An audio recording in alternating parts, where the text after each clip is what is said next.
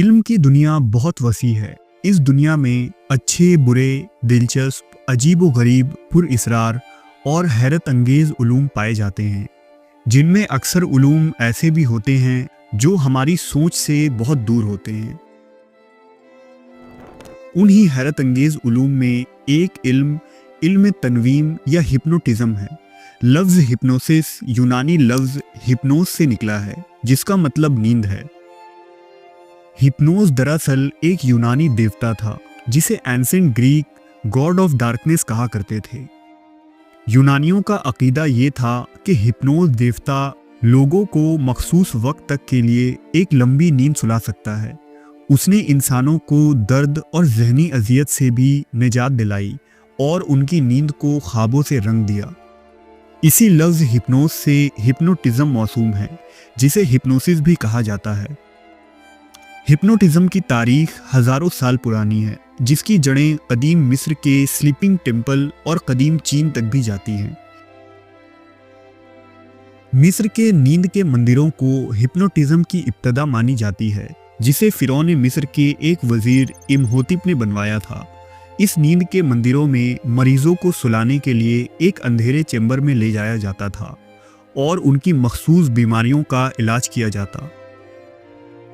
علاج میں منتر کرنا، مریض کو ہپنوٹک حالت میں رکھنا اور خوابوں کو اینالائز کرنا شامل تھا۔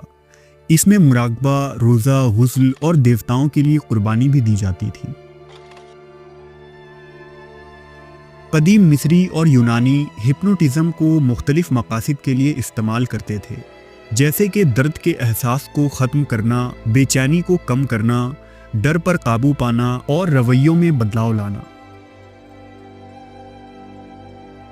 امریکہ کے قدیم مایان اور افریقی قبائلی لوگ بھی دماغ کو مختلف حالتوں میں لانے کے لیے خاص رسومات انجام دیا کرتے تھے، اور یہ عمل لوگوں کو شفا دینے، روحوں سے بات کرنے اور رہنمائی حاصل کرنے کے لیے کیا جاتا تھا۔ سادہ لفظوں میں ہپنوٹزم ایک ایسی حالت کا نام ہے جس میں انسانی دماغ پر ایک بے خودی کسی کیفیت طاری ہو جاتی ہے، جس میں ذہن کو ایک خاص قسم کی سکون حاصل ہوتی ہے۔ در حقیقت یہ نیند کی طرح نہیں ہوتی، کیونکہ دماغ اس دوران سارا وقت ہوش میں رہتا ہے، اور یہ دن میں خواب دیکھنے جیسا ہوتا ہے جس میں انسان کھو جاتا ہے۔ انسان مکمل ہوش میں ہوتے ہوئے بھی اپنے ارد گرد سے بیگانہ ہو کر رہ جاتا ہے۔ اس پورے حالت کے دوران دماغ کسی ایک خیال پر یا ایک پوائنٹ پر مرکوز ہوتا ہے۔ جدید دور میں فرانز میسمر کو ہپنوٹزم کا بانی مانا جاتا ہے۔ میسمر ایک ماہر فزیشین تھے جن کا ماننا تھا کہ ہر جاندار کے ارد گرد ایک میگنیٹک فلوئڈ موجود ہوتی ہے، لیکن انہیں دیکھا نہیں جا سکتا۔ اگر اس میگنیٹک فلوئڈ کو ہم کنٹرول کر پائیں تو ہر قسم کی بیماریوں سے انسان کو نجات دے سکتے ہیں۔ میسمر بیمار شخص کے سامنے بیٹھ کر اس کے ہاتھوں کو پکڑتے، ان کی آنکھوں میں جھانکتے، ہاتھوں کو خاص حرکت دیتے، کمرے کی روشنی کو کم زیادہ کرتے، مختلف میوزک سناتے، اور اس عجیب و غریب طریقوں سے لوگ ٹھیک بھی ہو جاتے تھے۔ لیکن سائنسدانوں نے میسمر کے اس میگنیٹک فلوئڈ تھیوری کو رد کر دیا اور ریسرچ کے بعد اسے ماننے سے انکار کر دیا۔ لیکن سائنسدانوں کو یقین تھا کہ میسمر کچھ تو ایسا کر رہا تھا جو عقل سے ماورا ہے، کیونکہ واقعی لوگ اس سے شفایاب ہو رہے تھے۔ بعد میں 19ویں صدی میں جیمس برائڈ نامی ایک ماہر سرجن نے سب سے پہلے ہپنوسس کی اصلاح کو پیش کیا اور یہ نظریہ دیا کہ ہپنوسس دراصل ایک تھراپی ہے جسے میسمر استعمال کر رہا تھا۔ برائڈ نے ہپنوٹک تھراپی کے ذریعہ بیماروں کا علاج کر کے ثابت کیا کہ یہ واقعی ایک قدیم علم کی شاخ ہے۔ بعد میں سگمنڈ فرائڈ اور ملٹن ایرکسن جیسے ماہر نفسیات نے ہپنوٹزم پر کافی تحقیق کی اور اس فن کی مزید ترقی ہوئی، جس کے ذریعہ انسانی دماغ کو سائنس نے مزید ایکسپلور کیا اور ہپنوسس کو ایک درست علاج کے طور پر متعارف کروایا گیا۔ دراصل جب کسی کو ہپنوٹائز کیا جاتا ہے تو سائیکولوجسٹ پہلے اسے سکون کی حالت میں لاتے ہیں، اتنی پرسکون کہ مریض کو نیند آنے لگے۔ लेकिन उसे सोने नहीं दिया जाता, बल्कि उसके दिमाग और जिस्म के कनेक्शन को कम से कम कर दिया जाता है। फिर उस शख्स की पूरी तवज्जो बाहर की दुनिया से हटाकर अपनी ज़ात के अंदर करवाई जाती है। अब हिप्नोसिस का प्रोसेस शुरू होता है, जिसमें उस शख्स के सब कॉन्शियस माइंड के ख्यालात को बाहर निकाला जाता है। मसलन अगर किसी शख्स के साथ बचपन या बहुत छोटी उम्र में कोई हादसा पेश आया हो, या वो किसी चीज़ से डर गया हो, लेकिन उम्र बढ़ने के साथ साथ भले वो शख्स उस वाक़े को भूल गया हो, लेकिन फिर भी वो डेटा उसके दिमाग में महफूज रहा, जिसकी वजह से मुख्तलिफ ज़हनी बीमारियां पैदा होती हैं। और हिप्नोटिज़म उन्हीं बीमारियों के इलाज का तरीक़ा कार साबित होता है, जिसमें उन डेटा को या तो दिमाग से बाहर निकाल दिया जाता है, या उस डर और फोबिया को मुकम्मल ख़त्म कर दिया जाता है। और ये तमाम चीज़ें होश और बेहोशी के दरमियानी कैफियत में होती है।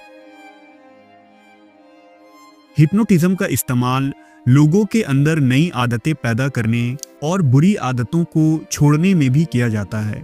मसलन नशा करने वाले शख्स के लिए ये मुफीद साबित होता है। इसी तरह लोगों की कारकर्दगी और सलाहियतों को बेहतर बनाने में भी हिप्नोटिज़म के तरीके काम आते हैं। हिप्नोटिज़म की सबसे पीक स्टेज में हिप्नोटाइज्ड शख्स अपने इर्द गिर्द की दुनिया को भूल जाता है। वो सिर्फ अपने दिमाग को महसूस करता है और उस आवाज़ पर तवज्जो मरकूज रखता है जो हिप्नोटाइज़र उसे कह रहा होता है। इसी कैफियत में जब हिप्नोटाइज़र उस शख्स को कुछ कहता है तो वो शख्स उन्हें कर गुजरता है, ख्वाह वो काम सही हो या गलत। और यही चीज़ हिप्नोसिस को बहुत ज़्यादा दिल फरेब और ख़तरनाक बना देती है।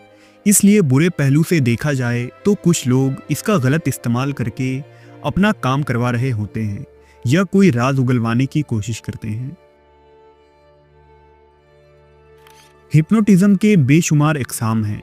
इसकी बेहतरीन किस्म सेल्फ हिप्नोटिज़म है। इस तरीके से कोई भी इंसान खुद को हिप्नोटाइज करके अपने अंदर मौजूद बीमारियों को दूर कर सकता है।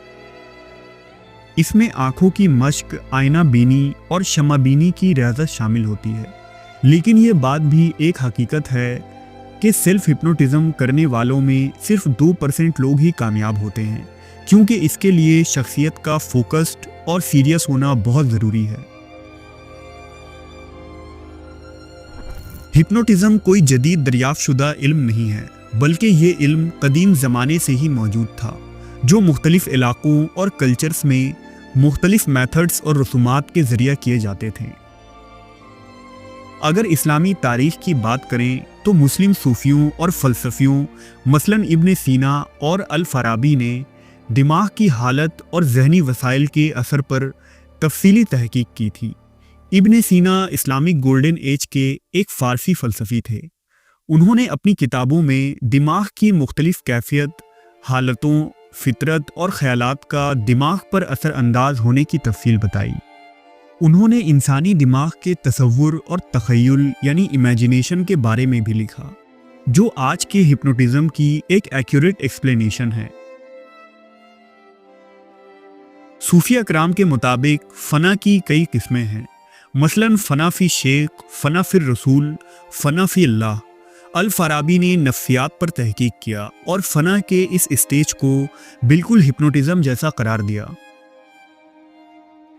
इस्लामी तारीख़ में ऑल्टर्ड स्टेज ऑफ कॉन्शियसनेस की तसव्वुरात मौजूद हैं, जैसे कि कुछ सूफियों के मश्क और रियाज़त व मुराक़बे के दौरान किया जाता है।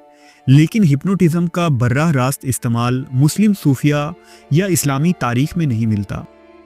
ना ही इस्लाम में हिप्नोटिज़म की कोई मजबूत रेफरेंस मिलती है। कुरान और हदीस में भी किसी शख्स को ज़हनी गुलाम बनाने और उसे इस्तेमाल करने की सख्ती से ममानियत है।